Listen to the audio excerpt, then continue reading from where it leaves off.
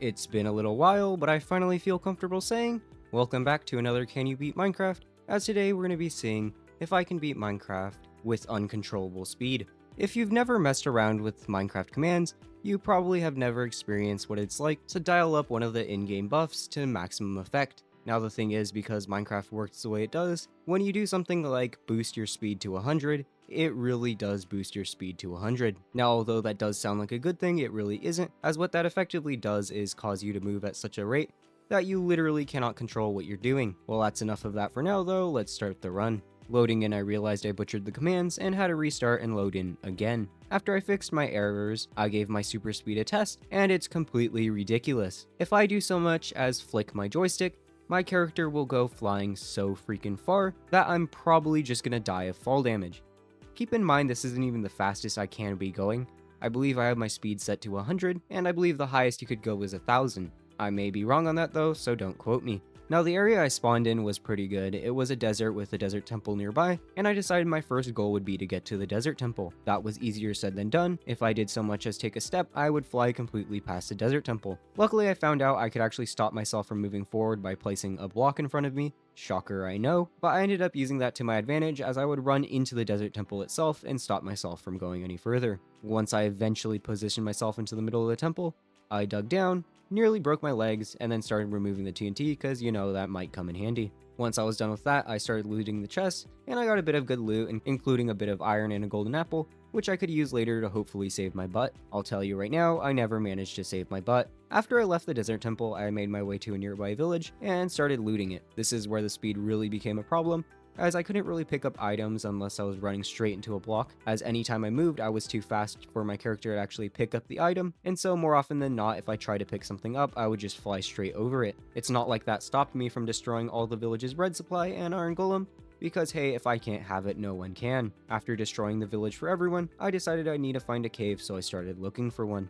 In classic me fashion, I didn't actually go caving quite just yet. Instead, I got distracted like usual. What distracted me was a big shiny pillager outpost, and I decided that I would be more than a match for the pillagers. I could not have been more wrong. Despite the fact that I can currently beat a Dragon Ball Z character in a speed contest, the pillagers were still able to nail me with their arrows pretty frequently, which is something I find ridiculous. On top of that, I overestimated my control, as I kept running off a cliff and would end up dying more often than not. After many failed attempts, I decided I'd switch the game to peaceful to see what goodies the pillagers had, and they had virtually nothing. Well, they had a goat horn, so that boosted morale just a bit. After I was done messing with the local gray men, I went inside the caves, and well, it was an experience. It wasn't a good experience, mind you, but it was an experience. Although I can outrun everything inside the caves, that doesn't mean a whole lot inside the tight corridors, and even the slowest zombies could catch me. Hey, I will take the tight corridors over giant caverns, as let's face it, if I entered any deeper caves, I would just fly off the edges. After mining for a bit, I got a decent amount of iron and a few diamonds. Scratch that, I got a diamond, and was finally ready to exit the cave.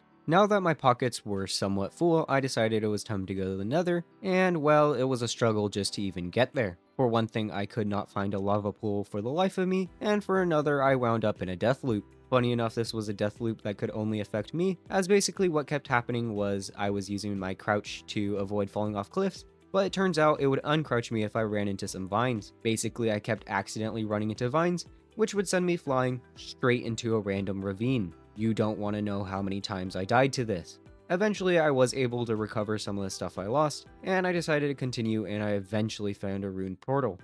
One of the other negative effects I have yet to mention about the super speed is that it screws up your depth perception pretty bad. Basically, what I'm saying is that after I spent a bunch of time trying to build up that ruined portal, I realized I was one block short. No worries, it should be pretty easy to find some lava, right? No. I wound up looking for lava so long that I ran into another random pit, died, and lost all my items. I'm not kidding, I could not find anything. Now this was unfortunate, but luckily I set my spawn at the portal, so I was able to somewhat recover, not my items mind you, but my confidence. So I was able to mine a bit more iron and kind of get back into shape. The good news is, when I was mining iron, I eventually found some more lava, so that was nice. Once I finally rebuilt the portal, I entered the nether and there was no more messing around. All bets were off, everything was on the table. By that I mean I switched the game to peaceful and used /locate to find another fortress. Call me a coward, I'm currently moving at light speed and I don't want to run into some random death pit in hell. Surprisingly, bridging to the nether fortress was somewhat easy, as I was pretty safe as long as I was crouching, and since there were no gas to blast me out of the sky, I was pretty much fine throughout. Once I actually got to the nether fortress though, things started flying south. First of all, I did not take the game off peaceful until I met the blazes, and once I did that, I just set it to easy so I could hopefully take them out. The thing was, I didn't have too much armor since I lost everything, and so I had to take them out with virtually no armor and a stone sword. On top of that, since I have this crazy speed, I couldn't really move. Eventually, I was able to get a few blaze rods, but then I died. When I came back, I had even less stuff, and this time 3 blazes spawned and just absolutely demolished me, where still their fire caught everything of mine on fire, and I lost everything yet again. Well, you know what they say, fool me once, shame on you, fool me twice, go to hell, I have better things to do. That's right, I'm ending the run here, I am tired, and this run destroyed what little sanity I have left. Okay, that was a little overdramatic, but I was calling it quits here, as clearly the run just was not working. It is a shame as I was having a lot of fun with this one, but in the end of the day, it's Minecraft, it can be somewhat luck-based, so if it wasn't working, it wasn't working, there was nothing I could really do about it. Also, I do apologize if I sound somewhat nasal or congested during this video. I am fighting off something right now, so that could have affected my voice just a little bit. It's okay though, since I'm an exceptionally cool and handsome person, I decided to record audio anyways. Feel free to sing my praises in the comments. Regardless, that's all I have for today's video. If you did enjoy, please consider subscribing, otherwise I'll catch you in the next one.